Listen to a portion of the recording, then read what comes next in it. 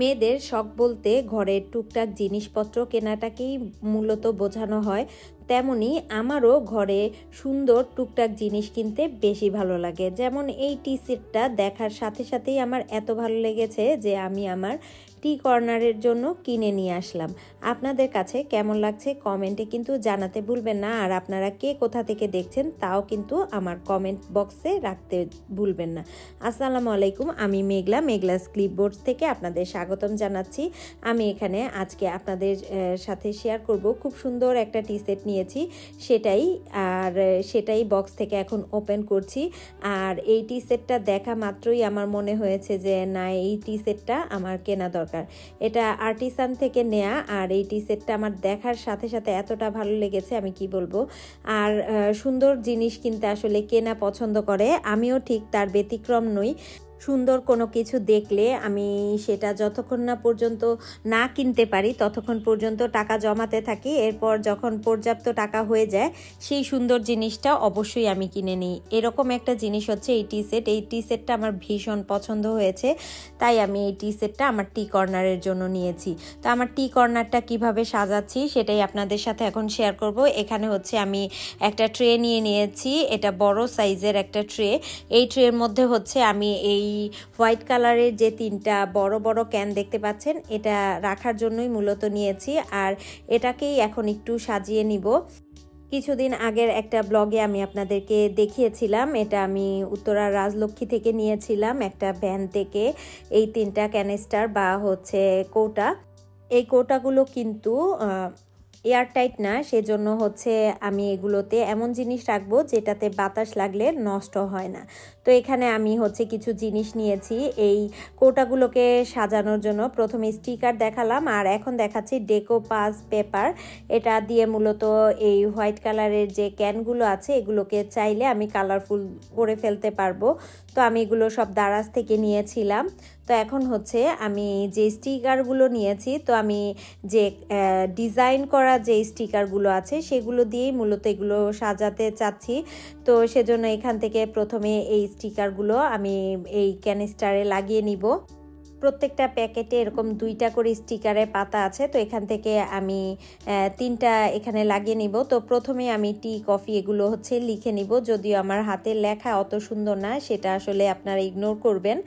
তো আমি হচ্ছে আমার মতো করে একটু লিখে নেওয়ার চেষ্টা করছিলাম। তবে এই কলমগুলো হচ্ছে একবার লিখে শুকিয়ে তারপর আরেকবার লিখলে এটার কালারটা সুন্দর আসে। তো আমি প্রথমে বুঝতে পারিনি, এজন্য বারবার লিখছিলাম, তো কালারটা ভালো আসছিল না। পরবর্তীতে হচ্ছে আমি এটা শুকিয়ে যাওয়ার পরে এটার উপরে আরেকবার লিখেছিলাম, তারপরেই এটা গাঢ় হয়ে গিয়েছিল। স্টিকারগুলোকে একটু শুকিয়ে নিয়েছি, তারপর হচ্ছে আমি এই কৌটার গায়ে লাগিয়ে দিচ্ছি। আর এগুলো কিন্তু সিরামিকের, সো এগুলো ব্যবহারের ক্ষেত্রে আমার একটু সাবধানতা তো অবশ্যই অবলম্বন করতে হবে। আর এগুলোর ওজনও কিন্তু খুব ভালোই। তো এক হাতে আসলে ওজন ক্যারি করাটা আমার মনে হয় একটু দুষ্কর হয়ে যাবে যদি এর ভেতরে কিছু রাখি। তো আমি এর ভেতরে হচ্ছে এখন রিফিল করে নিব। তো প্রথমে হচ্ছে এর মধ্যে আমি সুগার ঢেলে নিব। এই কৌটার মুখগুলো আসলে আটকানো যায় না, সেজন্য এখানে বেশি কিছু না রাখাটাই বেটার। এটা জাস্ট হচ্ছে সাজিয়ে রাখার জন্যই ঠিক আছে আমার মনে হয়। আমার কাছে গিফট পাওয়া কিছু চা পাতা ছিল যেটা একটু মোটা দানার। এটা আমার মেয়ের ফ্রেন্ড হচ্ছে সিলেট থেকে এনে দিয়েছিল। আমি এটাই আগে রেখে দিচ্ছি, কারণ আগে আমি অন্য প্যাকেট খুলতে চাচ্ছি না, তাই এটাই আপাতত রেখে দিলাম এখানে। আর এখানে কিছু টি ব্যাগ রেখে দিলাম। আপাতত আমার কাছে কফি নেই সেজন্য। তো আসলে এগুলো হচ্ছে মূলত সাজিয়ে রাখার জন্যই। তো এটার ভেতরে আসলে কি আছে সেটা তো ম্যাটার করে না। তো আমি আসলে এগুলোকে একটা এদিক সেদিক করে দেখছিলাম যে এখানে কিভাবে রাখলে ভালো লাগে। তো পরবর্তীতে আমার এই কর্নারটা হচ্ছে আমি সাজিয়ে নিব, সেজন্য হচ্ছে এই কর্নার থেকে আমি সব কিছু সরিয়ে নিচ্ছিলাম। এই জায়গাটা আমি আগে থেকেই ক্লিন করে রেখে দিয়েছিলাম। তো এখন হচ্ছে এই জায়গাটাতে আমি রেখে দেখছিলাম আসলে ভালো লাগছে কিনা। তো আমি এখান থেকে আসলে একটু সরিয়ে তারপর হচ্ছে চেষ্টা করছিলাম এই জায়গাটাকে ক্লিন করে তারপর এখানে সাজিয়ে রাখার জন্য। যেহেতু ভাড়া বাসার রান্নাঘরগুলো একটু ছোট থাকে, তাই এখানে আসলে শৌখিনতা বেমানান। তো আমার এই রান্নাঘরটা একটু বড় হওয়াতে এই জায়গাটাকে আমি কিন্তু টি কর্নার বানাতে পেরেছি। তো এই জায়গায় এখন আমার ইলেকট্রিক কেটলে আমি চা বানিয়ে নিব, সেজন্য এখানে কিছুটা পানি বসিয়ে দিয়েছি। টি কর্নারটা বানালাম, যদি টি না খাই তাহলে তো সেটার সার্থকতা হলো না। তো সেজন্যই মূলত এখন চা বানিয়ে নিচ্ছি। তো যেহেতু পানিটা ফুটে গিয়েছে আর এই কেটলটা যেহেতু অটোমেটিক্যালি বন্ধ হয়ে যায়, সেজন্য আমি আগে চা পাতা দিয়ে আবারও একটু অন করে দিলাম। আমি জানি না আপনাদের কার কার কাছে এই টি কর্নার সাজানোটা ভালো লেগেছে।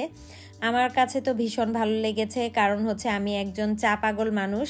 আর যারা চা পাগল মানুষ তাদের চায়ের জন্য একটা অন্যরকম ফ্যাসিনেশন কাজ করে। আমি জানি না আপনাদের কার কার সাথে এমন হয়, তা আপনারা কিন্তু কমেন্ট করে জানাতে পারেন। তো এখন যেহেতু চাটা ভালোভাবে ফুটে গিয়েছে, তো আমি এই টি সেটের মধ্যেই আজকে চাটা তৈরি করে নিব। তো এজন্য এর মধ্যে এখন দুধ, চিনি এগুলো নিয়ে নিব।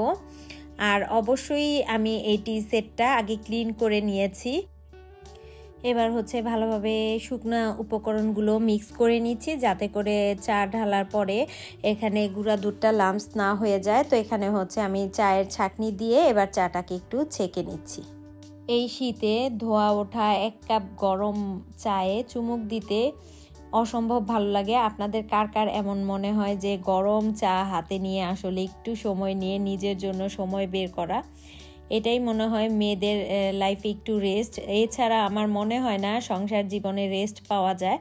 তো এরকম করেই আসলে সুন্দর সুন্দর জিনিসে নিজেদেরকে উপস্থাপন করলে মাঝে মাঝে কিন্তু ভালো লাগে। সব জিনিস আসলে মেহমানদের জন্য তুলে না রেখে সুন্দর সুন্দর জিনিস কিছু কিনে সেটাতে নিজেরা মাঝে মাঝে খেলে নিজেদেরও কিন্তু মনটা অন্যরকম ভালো লাগা কাজ করে।